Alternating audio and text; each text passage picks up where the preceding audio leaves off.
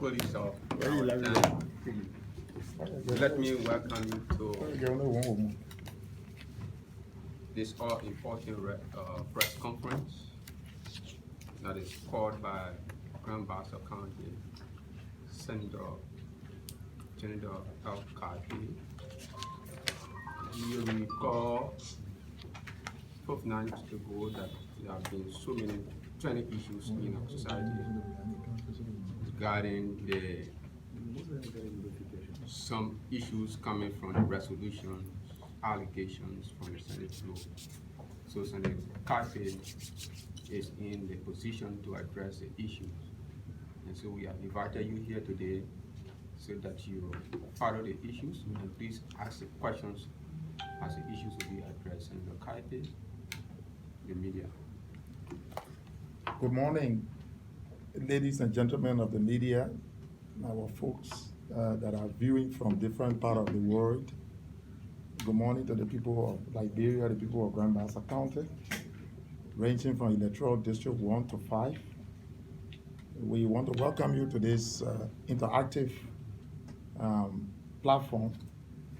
We have come, like already said by Jalawa, to provide clarity on the statements made by my colleague, Senator Ibrahim Dillon, on Monday.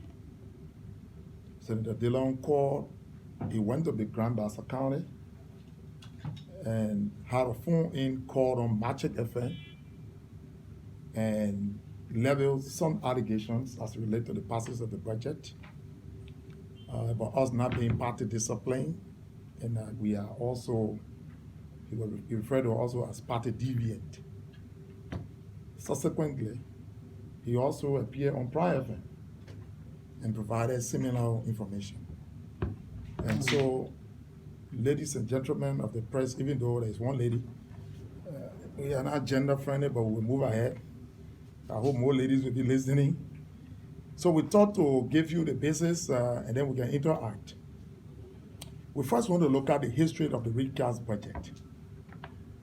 The history of the budget before was that the 2019-2020 budget was recast 2 months ago. That budget was recast based upon the prevailing situation of the revenue envelope. That recast budget was approved or concurred with by the Liberian Senate, including the signing and approval of Honorable Dillon, Senator Lauren, and the rest of the colleague. A few months thereafter, we got into the COVID-19 crisis. Based upon budgetary support from international partners like the World Bank and other sources, there was a request that we recast the budget for the second time. And so the budget was recast. Normally, per our law, revenue bills emanate from the lower house. And so the lower house received the budget and passed it and sent it to us for concurrence. We received the budget.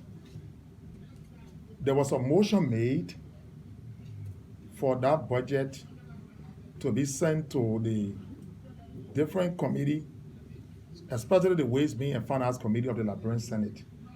That motion was made by Senator Henry Yala of Bond County. Subsequently, after unreadiness was expressed by some of the colleagues, including my colleagues and Dillon, the motion was tried and it was made clear that the budget be received by that committee, by the body sent to the committee, and it will be made on Friday, which was the 22nd of May. And so that ended. And so the COVID-19 budget itself was intended to shift priority. And the issues raised about revenue income, the total amount that were recast was $32.7 million. The budget is before me for your perusal. It's here. And afterwards, you can look at it, members of the press. This budget was reprioritized. There was amount of $30 million support from the international community or the World Bank or whatever. And that money was to be reappropriated because it came in as a budget support, so it needed to be reappropriated. And 25 million of that money was given for the COVID fight. And of course, $1 million towards the Liberia Electricity Corporation, $1 million to the Liberia Water and Sewer Corporation. And basically, the budget was divided into two segments of the three segments that benefited: the health segment, and then, of course, the Ministry of Public Works and the COVID-19 fight, which $2 million were given to the Ministry of Commerce that will coordinate the whole activities. And so for us, we were able to, based upon the time frame, the budget that we recast is for 1 month. You know that the budget should be expiring on the 30th of June. And so the budget we passed was for 1 month. The recast budget was intended to reshift our priority as a government, especially so when it comes to the fight of the COVID-19. And so an allotment of $1.7 million was allotted to the Ministry of Health because we were made to understand that there were $17 million made available by the partner because of the bureaucracy and other challenges of government. The government therefore decided the partner should spend $7 million directly to the Ministry of Health, which we call off-budget spending because it's a donor funding that was directed to the Ministry of Health. And so if you total the $1.7 million given or as approved in the recap budget plus the additional $7 million, you will notice that the Ministry of Health got a little over $8 million for its operation within a scope of 1 month or so. And so it's clear that our priority as approved in the SOE was given priority. The SOE called for, our support to the health program, to the feeding project. Moreover, we had time to deal with. We were made to understand that the budget needed to be approved before the distribution so that we wouldn't be accused as legislature or as a government that we were spending money without it being approved. And so we received the budget and subsequently did a different work. But there was an amazing situation. The timeline we had, Friday was the deadline on our side, according to our understanding, to pass the budget, so that the 23rd, which was Saturday, for the distribution to start. And so when we made a motion to receive the budget, for the budget to be passed or to be presented on Friday, the Senate rule says any report that will be made on the floor should be distributed 24 hours to the report time. The only day between Wednesday and Friday is Thursday. And so we understand from the Ways, Means, and Finance Committee that it had a difficult getting the necessary quorum to deliberate and conclude a report. So the leadership of the Senate met and decided that we started to consult the possibility of having a resolution that will be able to provide the kind of approval. And so the resolution was discussed, drafted. Every senator had an opportunity, those who are in Liberia or at the capital had an opportunity to read it, including my colleagues on the dealer. And when resolutions are made, if you notice, in some time, if 13 or 12 senators request through a resolution for us to return to capital, the Constitution says we are under obligation. And so the resolution was distributed or sent around. Senators read it and made their own input, either by signing or not to sign. And so that resolution was placed, therefore, on the agenda. Normally, parliamentarily, whenever we start a section, an agenda will be prepared and put on the floor. That agenda is, however, reconstructed by senator by making contribution or by requesting for some of the item to be deleted. The argument by my colleague is that the resolution shouldn't have been on the agenda, but legislatively the agenda was read and approved by the body, meaning as contained on the agenda, the resolution, once we approve the agenda, meaning every item on our agenda need to be disposed of parliamentarily. I thought otherwise, my 6 years of experience here as a senator, the window for any correction would have been, in my mind, when the resolution, according to my colleague Dylan, was not discussed. When it found a way on the agenda, then it was an opportunity to challenge it and find out why the issue of resolution for the recast budget was on the agenda. However, he did not. And so the agenda was approved. And on the agenda, there's an item called Business on a President Desk. There where the agenda is placed. And when there's an item on that agenda, on that particular sub-agenda, it becomes the first item to be read. And so the agenda was read, and my colleague felt otherwise. I think there was some interaction between he and the pro tem. At the end of the day, he has his own disagreement, which normal parliamentarily. But what is important in this matter is that when the Senate takes a decision, the decisions are taken through vote or through majority. When that decision is taken, it becomes a decision of the Liberian Senate. And so, the issue about how this resolution came on the agenda, I agree that the resolution has not been our formal pattern of passing budget. But considering the circumstances that we found ourselves in, we needed to act because we had a time to work in. And so the budget, I affixed my signature to the resolution because I felt the resolution was in the interest of the people of Liberia. The resolution was to simply give approbation to the allotment of $32.7 million.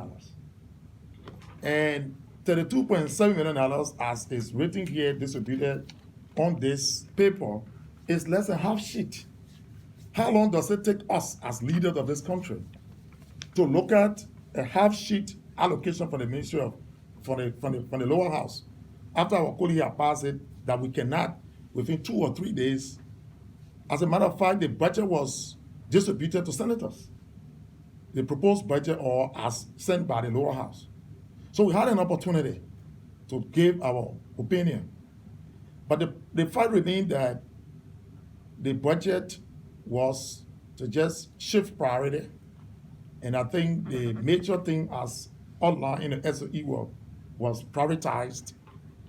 And so we understand that the Ways, Means, and Finance didn't have a quorum, like I said earlier. Should we strongly the Liberian people? Should we not do due diligence based upon our experience and understanding as professional people?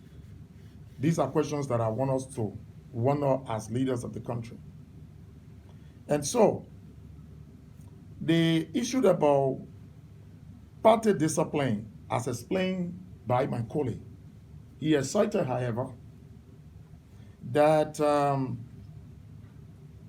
he cited the case of the former Associate Justice of the Supreme Court, Kabina Jani, where he informed the public that the party did give us a minute, and that minute was not here to just describing us as not party discipline or party deviant.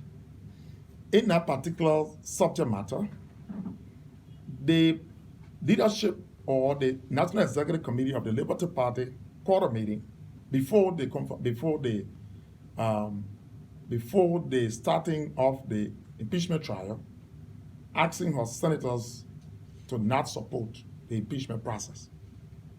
That was an information passed on to lawmakers. I said to them, as a trial juror, I have to listen to the case, the merit and demerit. And when that is done, it will inform my decision and my opinion, which in my mind, I thought we are elected in addition to the mandate from the party to the people, but to serve the greater interest of our country. After the voting and of that impeachment trial, my colleague now, Senator Dillon, went on several media outlets and radio describing my action and recommending to the party that I should be suspended or expelled. By then, you was a senator just. Yeah, yeah. And so when that communication was, in fact, the letter that was sent to me was not signed by the appropriate authority. For example, the party chairman, Senator Zako, did not sign. The Secretary General of the party did not sign. And so I thought it was, a joke. A week or so after, the National Executive Committee met and reinforced the decision of that was proposed by Senator Dillon, and I was issued a letter of suspension. The first letter said time indefinite. The revised version said 1 month with an investigation to be conducted within a frame of 1 month. The letter was served. Up to today's date, there have been no investigation. And after the death of the late Councillor Bronskin, the party decided to have a retreat in Bassa. At that retreat, the issue was brought out, and the party apologized to me for proceeding wrongly. In their word, I will not give it due process. I mean, if I voted for or against, I think the party have the right to ask me, how did I, but to go and suspend me without hearing from me, and to constitute an investigation committee after suspending me and the investigation was not done, the party in it retreat, the National Executive Committee apologized to me that whatever they did was not right and they did not give me due process. In the spirit of reconciliation, we thought to, as an institutional person, to accept that, and even at that, it took more than 2 months before the suspension could be lifted, even after the apology. We're talking about party discipline around here. In the midst of the attack from Senator Dillon at the time, I did not go to any media to explain the circumstances because we believed that the institution, we can always disagree to agree. Someone who is not party discipline, ladies and gentlemen, will be suspended time indefinitely on the recommendation of one executive committee member, subsequently re-suspended, if I may, and asked to be investigated, and the investigation was never done. And they asked you and apologize to you. The apology was extended by Honorable Belity, the chair of the Governing Council, Senator Dillon, and other leaders of the party. How then can he quote that I was not party disciplined in that particular instance? I think we all researched that answer. When we're talking about being party disciplined, I remember. In fact, in the first place, I remember that when we had a confirmation hearing about the National Election Commission, the Liberty Party had a position. That position was from the National Executive Committee, communicated to the Liberty Party senators that we should not vote for the confirmation of the chairman of the National Election Commission and one of its co-chair, Frank Thomas. The reasons were given to us by the party. A meeting was held in Senator Lawrence's office where all of us agreed that that was a position of the Liberty Party. We went in the hall and Liberty Party senator voted per the mandate of the party. Is that someone you want to describe that not party discipline? In the first place, my colleague lamented and accused me that the meeting was held before the COVID-19 recast budget and a decision was given by the party, or a decision was reached that we should not vote for the passage of the national budget. The question therefore then is how decisions are made and communicated to senators. My understanding of the constitution of the party, however, says the National Executive Committee is a higher decision making of the body in the absence of the convention. And so when decisions are made, it will be made at the level of the National Executive Committee. The vote will be taken on consensus bill. That decision will be sent down to the proper individual institution responsible. In this instance, the caucus of the Labour Party here. I wonder whether that was done. In my mind, that was never done. The party never gave us any instruction. If the party have given that, that would be communicated to us. And if that were communicated, then we have to look at the spirit and intent of what the party were trying to achieve. Are we saying we should not pass the budget based upon X, Y, Z reason? I think the exception of my colleagues and the dealer is a lie. The party never met. We as lawmakers here never met. There was no instruction given from the party as related to the passage of the recast budget that I did not implement, for which I was described by him as a party deviant rather. And so I just want to clarify that the way party decisions are made, it's not when one man feel a particular subject or issue, and then he run through and say, oh, in the Senate, people love it. People love it across the floor. The colleague and I, we are seatmates. I remember when the budget was submitted, he said to me, bossman, I said, yes, Senator. He said, I think this recast budget we need not to pass it. I said, Senator, let's wait until the Ways and Means Committee come up with a report. Then those things that want to be in there, if they are not there, then we'll have an issue. That was one-on-one interaction that two senators sit together talking. There was no formal meeting, and I challenged Senator Dillon anyway. You can reference the party chairman, Senator Steve Zago. You can reference the political leader of the party, Senator Yonikanga Lawrence. Let them say to you, members of the press and the media, that there was some meeting held that was an instruction given that I didn't adhere to. If that is done, then I'm prepared, to give other instructions. So, in other words, there was no meeting. And so you can do your due diligence by checking and following up, but to use that as an opportunity to go to Basa to describe me in a fashion and manner which he did, I feel that is unacceptable. The Basa people has informed me to let the public and Senator Dillon know that that is unacceptable to the leaders, especially Senator Kaipay, because if it is done to me today, we don't know who the next leader will be. And so the people of Basa are taking it very seriously.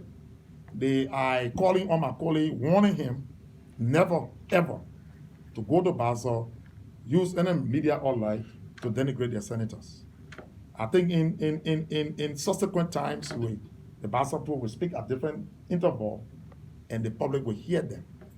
But what is important in this matter also is the issue about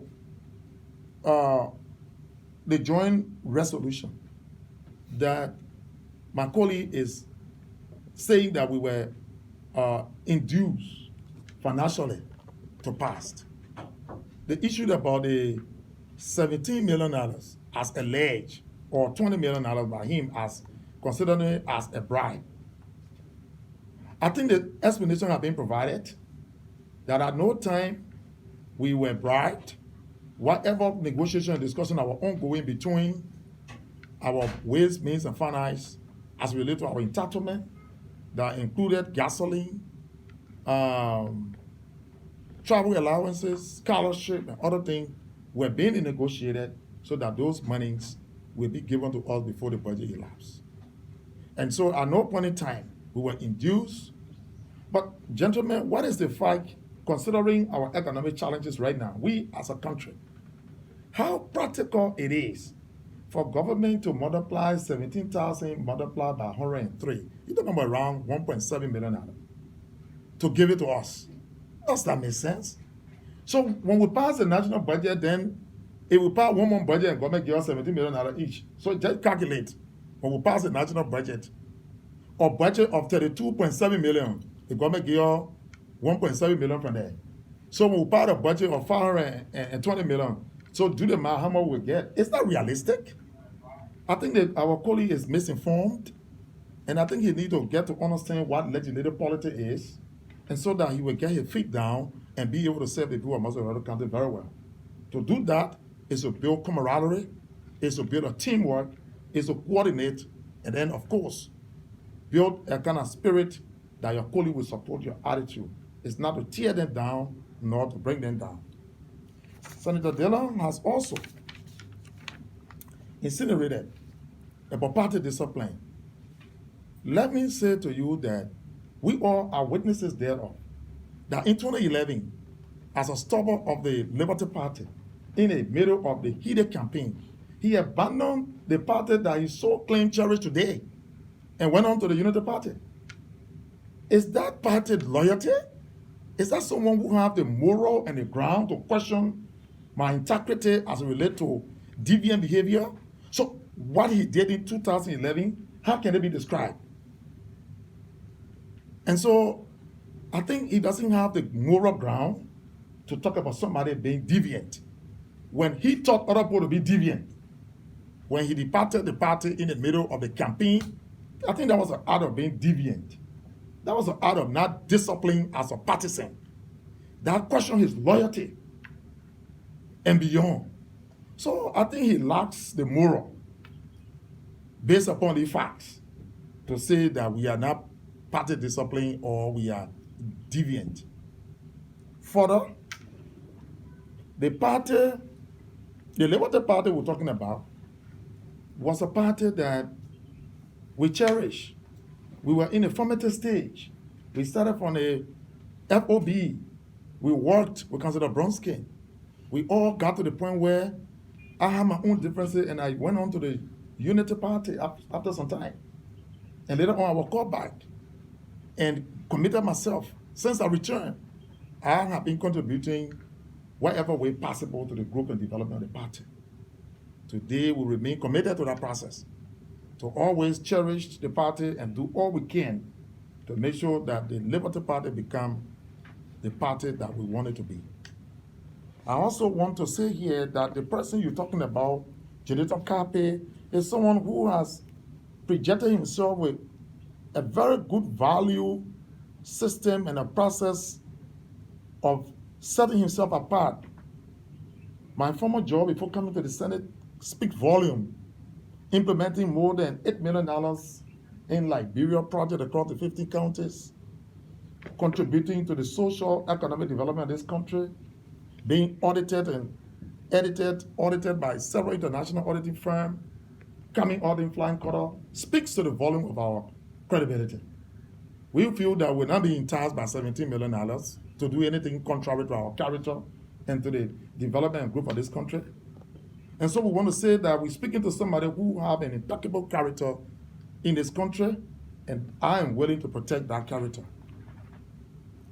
We also want to say the Liberty Party, through the campaign of Senator Dillon, has been trying to marginalize us from these explanations that I gave. But we said we're being party disciplined. We never held any press conference to describe whatever situation we had in the party, because we feel that we believe in institution building. Whatever issue we had, if my colleague was party discipline, why didn't he take my action and less action to the National Executive Committee, where I believe he was so redressed as someone who believed in party discipline. And so I just want to clarify that my colleague is leading a campaign within the Liberty Party that continue to show strength towards marginalization. We will intend to resist that every way possible to ensure that the people of Bassa, their leaders, is protected. We have been able to, there have been this accusation, and I want to conclude with that senators have been receiving some money at the Capitol. I heard some senators say we received 6,000. Some said 6,500. I had the opportunity to speak and tell the public that the money that was given for stationery, for operation, other thing, was $8,000 US. I don't know whether my colleague informed the Liberian people that he received 8,000. You can reference the the Ways, Means, and Finance Office. You can reference the Controller Office of the Senate. That was money that was given to us, as far as I know. And so to claim, there's a saying that says he's the come with equity or come with clean hands. And so I want to leave this with the Liberian people to judge between the line who is a party deviant, who is not party disciplined, who has the integrity character, and who the Liberian people can trust. Thank you, ladies and gentlemen of the press. So we take or just captain on the area itself, followed by I.E. Davis, the only female here on Group FM, followed by this young man, Kaipay, Henry Campbell. Yeah, Senator, for all what you have explained, I think there's a big problem in your party. And are you still willing to stay with this party? Are you trying to reconcile with your partisans, especially DeLong, Lawrence, and all the big guys? There's a big problem in your party you have just identified us. What is the way out with all the explanation you give? Well, thank you. I think if there was not a problem, I presume we're not going to be made against each other within the Senate, within the leadership of the party, especially co-lead senators. And I think there's a problem. And I think that problem is due to lack of leadership within the party. I think if we have good leadership, a leadership that reconciles, a leadership that listens, a leadership that embraces people, a leadership that can move forward, that put communication as the hem of leadership, a leadership that will be able to reconcile, move the party in the right direction. If that leadership problem is solved, I think the party will remain great and unity will be achieved. Yeah, my name is Aide.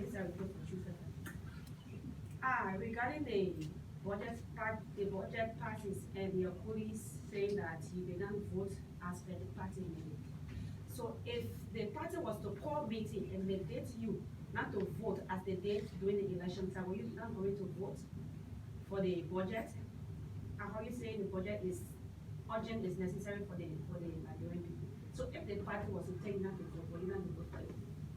Well, I think the urgency of the budget cannot be overemphasized because we're in a state of emergency. But the fact remains that when we are elected by our people, there's a process. The party send you forth, you go through the different process of where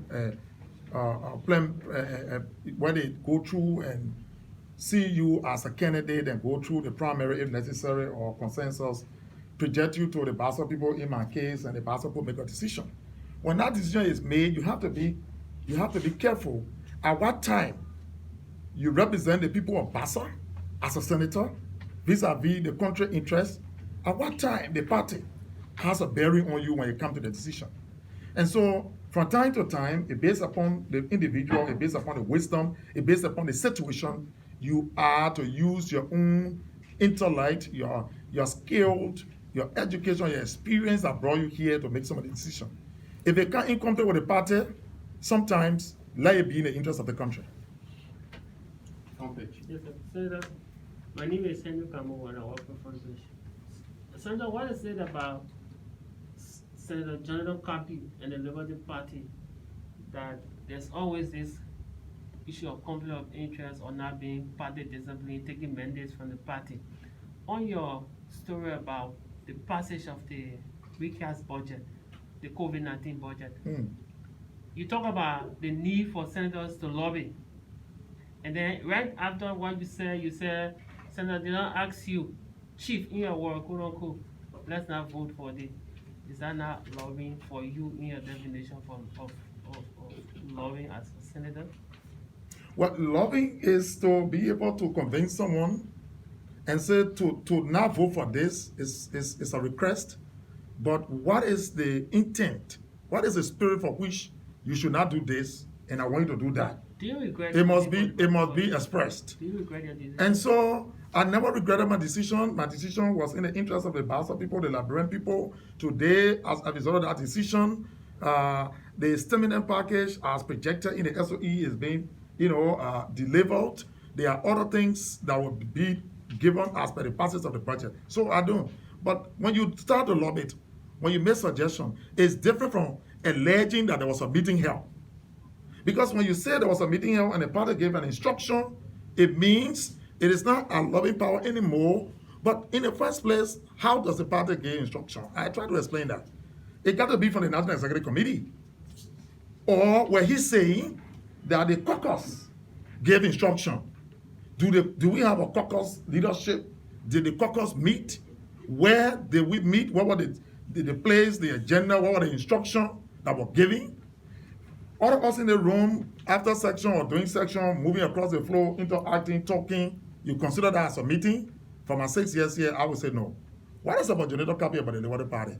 I think that's something we need to dig into more beyond myself. So I ask myself, what is about me is a challenge. And so people who have problem with me, I think they should go further to explain what's about me. What's about me? A very young man, energetic, a young man who has prepared himself, who have been above, a lot of reproach, who has seen himself in the leadership as an almost servant. And this is somebody who the Basapo had a lot of explicit confidence in, and they continue to exhibit that. And so that's what I know about myself. If there are other things other people know, they can explain to you. As far as I know. Do you still hold to the view that the party lacks leadership? Oh yeah, I'm maintaining that. That's why the crises are going. I'm maintaining that seriously. Okay, my name is Spoon. my name is Ellis Uma, and I report for the Inquirer. Just clarity. Are you saying that the operational fund, quote unquote, that lawmaker received, which if they don't say was 6,500, are you saying was it 8,000? Like you said, It was $8,000 US. You can contact the Waste and Means Chairman, you can contact the controller, and they will let you know that it was in two-fold. A check of 6,500 were issued, and additional 1,500 cash were issued. Spoon. Yeah, my name is James. Good FM, I report for Spoon FM and TV. Sir, it is alleged that you signed this budget and you guys were given money, specifically 70,000. Though it was reported that the House of Representatives received, but some of your colleagues are saying yes, Senator Kaipay received the money. That is why he signed it out. Well, I tried to explain that, but I said in my explanation that I was never induced nor enticed. Nobody gave me 17,000 US. But the 17,000 US in question, what is it meant for?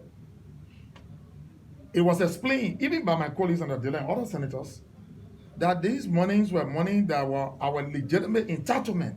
How do you use your own money to entice yourself? Is that possible? Because the money was explained that if for gasoline that owe us, if for travel, if for scholarship, for lubricant, and blah, blah, blah. Should I take my 6 month gasoline to induce myself? Is that what people say? But it was given. Should I? Did he receive the money? The money has not been received by me. I know that the budget preparation, when budgets pass, it has to go be made into law. Then the processes of withdrawal, everything have to follow. And so I have not received $17,000. Well, it's in the But you making. receive it. I have not received $17,000. Fabric. Yeah, I think that just brings me to my question. So there are rumors that even though you did not receive the money, but you had some discussion surrounding the money, and that was the compromises that occurred.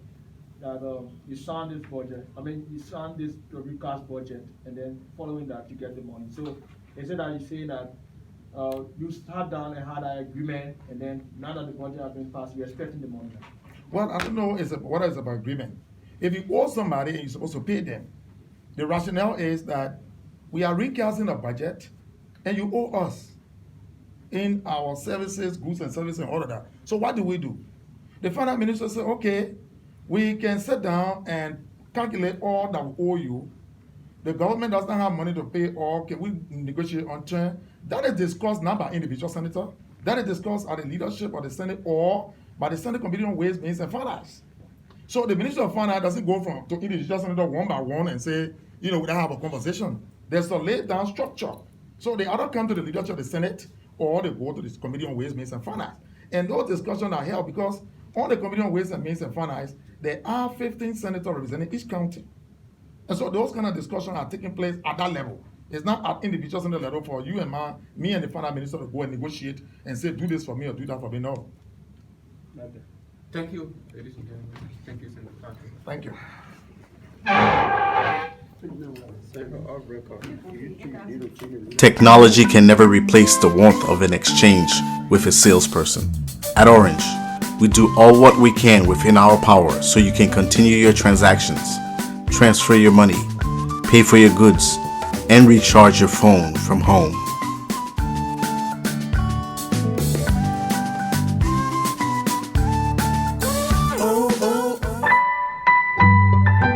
Orange.